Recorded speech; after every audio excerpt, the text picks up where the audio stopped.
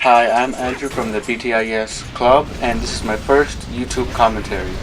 Now, for my first commentary, I thought I'd be doing a guide on the bosses for heroic stonecore in World of Warcraft.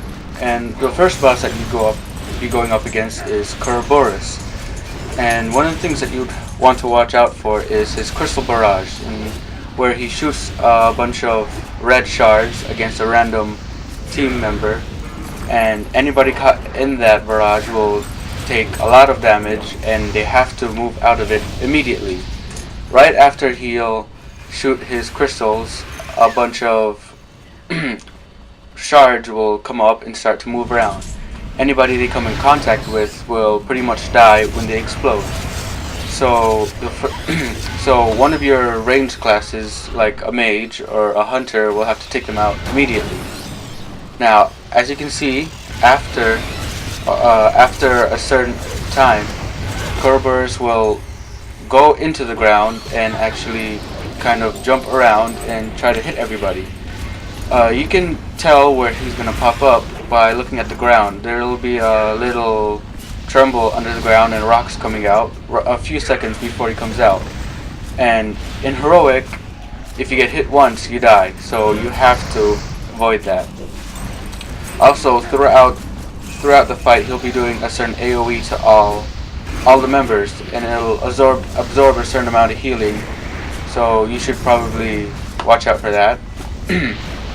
And while he's jumping around, while he's still inside the ground, a lot of ads will start popping up. There'll be little spider-like kind of things. So your tank should try to pick them all up, and you should AoE them all down before he emerges.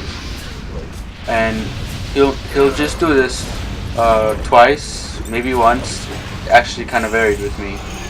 And it's a pretty easy boss if you know what you're doing. Okay, so for the next boss in stonecore, you'll be going against Slabhide. And just a few seconds after getting into combat with Slabhide, he'll go to the middle of the floor and fly up. And while he's flying up, he'll be dropping a few stone shards on your group. And before they fall down, you'll get a few seconds warning, because they'll show a shadow wherever they're going to fall, and they're very easy to dodge.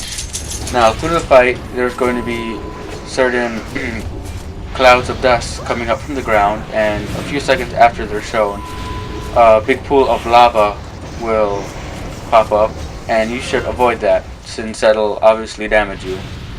Now, after a few seconds after he's dropped stone shards, he'll start a crystal storm, and it'll hurt anybody not standing behind one of the stone shards that fell from the floor when he was flying.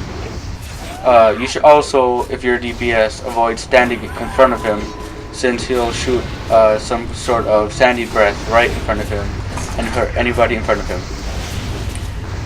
This boss is actually easy, and if you know, and all you have to do is just follow these instructions, and it'll be piece of cake actually. And you can see here at the second time when he's flying up in the air, we actually kill him, so we're done. Now, the next boss you'll be going up against would be Osric. Now, at the beginning of this fight, he'll put up an Elementium Bulwark, and if you're melee, since you're hitting him, eventually this will put damage over time on you, which you should not get rid of.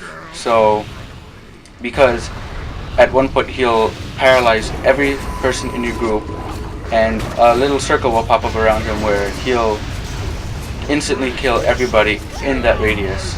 So since you have your damage over time on you, it'll bring you out of the paralysis so you can run out of the little circle before he can do shatter. Now, before he does his shatter, he'll be stomping on the ground, and spikes will shoot up in front of him, which the tank should dodge, because if he's hit by it once, he will die, and your entire group will wipe. Your ranged DPS and your healer should stay not in range of there, since they're not meleeing, they won't be able to get a dot on them, and they won't be able to get out before the shatter happens. Now near the end, at about 20%, he'll enrage, but since I'm a rogue, I can shift him and take off this rage and give our healer a little easier job healing the tank by the end. Now, since you already know what you have to do, that fight's relatively easy and you could just finish him off. And there's Osric. Okay, so the last boss we'll be fighting will be High Priestess Azil. Now at the beginning of the fight, it'll take her a few seconds to float down and she'll be immune during those few seconds. Now one of the first things you have to watch out for is her force grip, which she'll pick up the tank and start to damage him, and at the end of it, throw him away. And any of your DPS or anybody else in your group should interrupt this immediately. And another thing that you should watch out for are the little gravity wells that she'll be spawning. You should try to make it so that she will form them in a little line, blocking the way you came from. Now, after a few minutes, she'll go back into her bubble and run back to the altar. Now, after this, she'll start summoning ads, and this is where the gravity wells will come in. The ads will actually come into you and start going into the wells and killing themselves. If they don't get killed by the wells, you should just kill them yourself. While all the ads are coming at you, she'll be throwing rocks at you. Before the rocks hit, you'll get a little warning where there'll be a little dust storm coming up before it hits. And anybody before that path and anybody in the path of that rock will die to it, not anybody in where the path will land. So you should probably watch out for that too. Now eventually she'll come down and she'll repeat what happened in the beginning, so you should interrupt her force grips and watch out for the stone wells, because they'll hurt you too. Now you can see at the end we kill her and we're finished. You're finally finished with heroic stonecore.